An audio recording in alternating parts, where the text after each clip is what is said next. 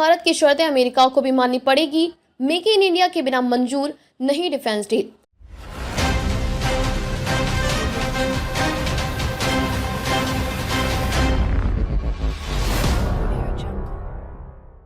रक्षा मंत्रालय के सूत्रों ने स्पष्ट किया कि जल्द निकलने वाली निविदा में भी मेक इन इंडिया की अनिवार्य शर्त बनी रहेगी। अमेरिका की Lockheed Martin J-35 fighter plane बनाती है। इसी विमान को बेचने का प्रस्ताव अमेरिका राष्ट्रपति ने दिया है।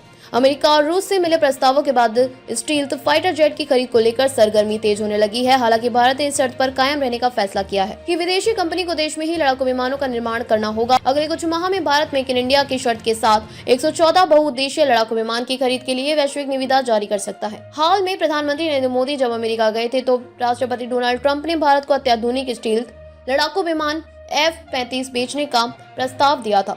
इसके बाद रूस ने भी Su-57 भारत को बेचने का प्रस्ताव दिया है। कई और कंपनियां भी इस दौड़ में हैं, जिसे दसाल्ट का राफेल, साप का ग्रिपन ई, बोइंग का सुपर हॉर्नेट, एयरबस का यूरोफाइटर टाइफून आदि।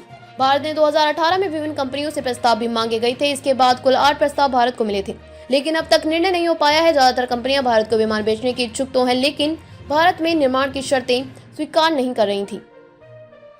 रक्षा मंत्रालय के सूत्रों ने स्पष्ट किया कि जल्द निकलने वाली निविदा में भी मेक इन इंडिया की अनिवार्य शर्त बनी रहेगी। अमेरिका की Lockheed Martin J-35 fighter plane बनाते हैं। ऐसी विमान को बेचने का प्रस्ताव अमेरिकी राष्ट्रपति ने दिया।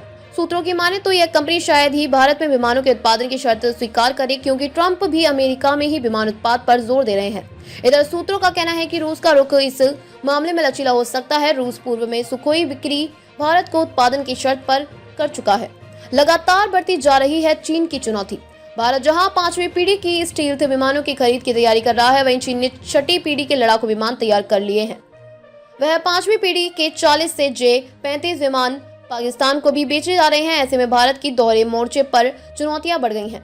लड़ाकू विमानों की कमी से निपटने के लिए रक्षा सचिव की अध्यक्षता वाली समिति इसका हल निकालेगी।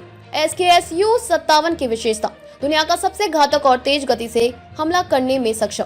इसमें AESA रडार सिस्टम है और यह क्रूज मिसाइल दाग सकता है। लगभग 54,000 फीट की ऊंचाई पर काम कर सकता है।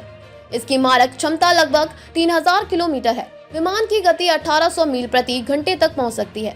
डबल इंजन और सिंगल सीट से लैस है आधुनिक लड़ाकू विमान। हवा में लंबी दूरी के ऑपरेशन को अंजाम देने में सक्षम। अमेरिकी F-35 की खासियत, इसकी मारक क्षमता लगभग 2200 किलोमीटर है।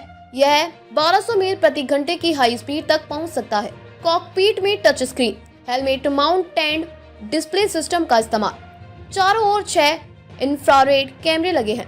F-35 single seat, single engine, supersonic कभी मौसम में काम करने वाला लड़ाकू विमान है। 6000 से 8100 किलो वजनी हथियार ले जाने की क्षमता। 50,000 फीट की ऊंचाई पर मारने में सक्षम, दुश्मन के रडार पर नहीं आएगा।